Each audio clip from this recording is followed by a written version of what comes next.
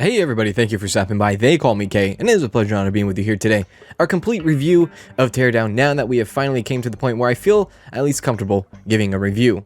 We have put 25 plus videos out about Teardown, so if you want some Teardown content or need more Teardown content, we definitely have that for you. I think I am in the position, and I am basically somewhat comfortable of giving my full cents, or 2 cents, in an early access game. I don't like giving reviews on early access games, but the fact is, Teardown is an exception. Why? It is one of the best indie games I've played in 2020. Teardown's world is completely made of voxel. If you don't know what voxel is, think of Cube World or Trove. In Teardown, you prepare the perfect heist and is simulated in fully destructible voxel world. Tear down walls with vehicles or explosives to create shortcuts, stack objects to reach higher, and use the environment to your advantage in the most creative way you can think. Teardown in a nutshell is simply beautiful. When you first load into the game, you can easily get starstruck by the visuals. It is a very beautiful game, and one that took me by surprise. With its beauty, it does come with a big price to pay. That being, it is very heavy on performance. You're not going to be able to run this on anything, especially not a potato. When I think of Teardown, I think of unique. Teardown you can play in the most unique way. Nobody is going to have the same experience as you for the most part. Yeah, the result will be the same at the end of the mission, but the way you get there will always be different.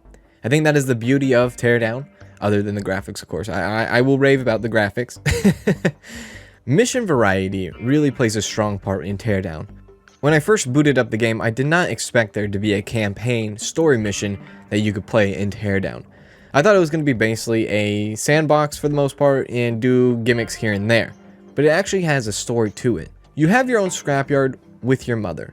Times are tough, right? And it's time to earn some money. The first job you take is a job where you will destroy an abandoned building. Well, it turns out that abandoned building happened to be somebody's house. Now, you are in threat of somebody blackmailing you. You are forced to do multiple missions for this person so that they don't go to the cops. However, the cops always will, and they do, find out about your existence and grow suspicion of what's going on. In a nutshell, you become a puppet for multiple people where you are now forced to do missions for them so that you can keep your head above water. Now, these missions are based on a few worlds that Teardown has available for it as of early access. However, you do these worlds multiple times, but you do them in different fashions. You have different layouts of the mission. You have different objects that you need to get.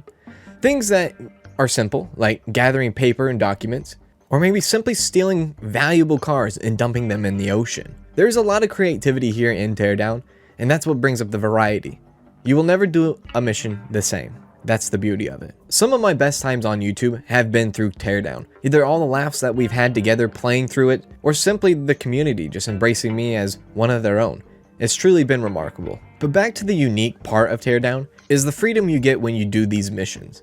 Like I said, you will never do a mission the way your friend does this mission, or you will never find another YouTuber or Let's Player or streamer do the mission as anybody else. Everybody will be unique in their own sense, unless of course you copy them foot by foot. Then you know, but for the most part, if you're going in completely blind and you have a buddy who picked up Teardown, ask him how his mission went. I bet you it did not go the same as yours. There's a lot of pros when it comes to Teardown, but there's also its share of cons. Some of the cons I can list off right away is features and content. Features and content are very limited as it is. Content being there is only a few worlds at your disposal. Especially if you want to just kick back and destroy things, you only have about 3 or 4 different levels to do sandbox in. A feature that Teardown misses out here is creation, user creation. The ability to go into any world, and maybe a world or just a sandbox world, and create their own creation. I think that's where Teardown is lacking. Now, I know there is a program based out there that you can do voxel. I believe it's called Magix or Magix A, or I'm not completely sure on that. But that seems so out of reach, so out of the way. The casual gamer is not going to go out of its way to download this program and learn how to use it. So I think a dumbed down version of maybe creation would be a good add-on. Now again, I don't know how simple that is to implement it, but it's just a food of thought. I think a dedicated modding service would really send this game into the next level, because I think longevity is going to be another issue that we will talk about here. Now, I do have one modded video on our channel about Teardown, But believe me, to make that video, it was a big hassle. It was a lot of learning curves on how to mod Teardown. That's why I simply don't make a Teardown tutorial modding video, because it's just really complicated and it varies differently by everyone's situation. I have really high hopes for this game. I think if Tuxedo Labs play their cards right, they can make a huge splash within the next year or two with Teardown. With the new consoles that have arrived, I think Teardown has an open market ahead of them. I don't think there's any game out there that really compares to. They don't have a direct competitor as it stands right now. But again, it depends on how the devs want to approach the next coming years. Do they want to spend all their resources on focusing on Teardown, or does this open up the possibilities for other voxel games coming out in the future? Whatever it might be, the ball is in their court as it stands right now.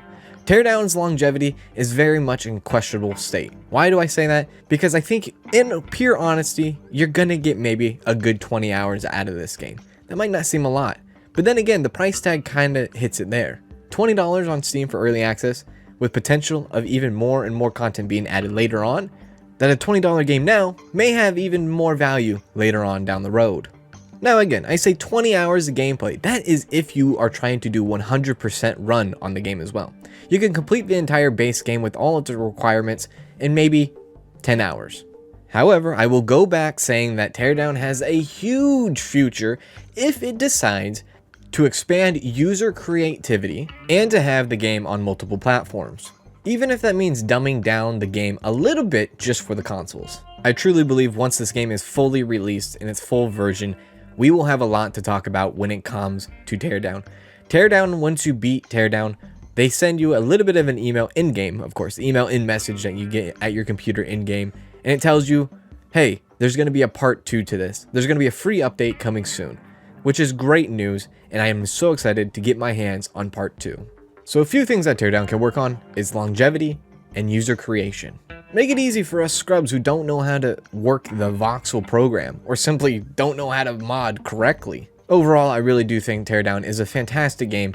It's one that took me by surprise. I had no idea about it until it released, and I'm so happy that I got into it. With that being said, if you want a game that you can sit down, destroy everything with a little bit of stress relief, right? But you want to destroy everything, have your own unique way, share your unique ways within your friends, have the replayability to try to maximize your effort to get the job done as fast as you can, I think Teardown is going to be a great asset to your library. $20 is not a steep price for this game, especially in early access. One of the best games, performing wise, other than it being really huge on the CPU, performance, one of the best games that I have purchased in early access. With the holidays coming up, and grandma's going to be sending you that Christmas card, I know she will. She's probably going to give you $20 in that Christmas card, and when she does, maybe think about getting Teardown. If you want a new game to add, Teardown is the way to go. I really think so, because I feel like once this game does come out in full release, that the value of this game is just going to go up. And who knows, maybe even the game price might change later. I do feel like Teardown has a big future, but I could be wrong. It just depends. But fire away down in the comment section below. Did this information give you the definitive answer on whether or not you should get Teardown or not? Let me know. I would really like to know. Once again, I have 20 plus videos about Teardown, 20 plus videos on our Let's Play. I will leave episode 1 down in the description below if you are interested in checking us out on Teardown. If you liked the video, make sure to give it a thumbs up. It really lets me know what you think about the video and helps the channel out in the end. Subscribe for more content, and it's been a pleasure and honor being with you here today, and I hope to see you real soon in the next video. See ya.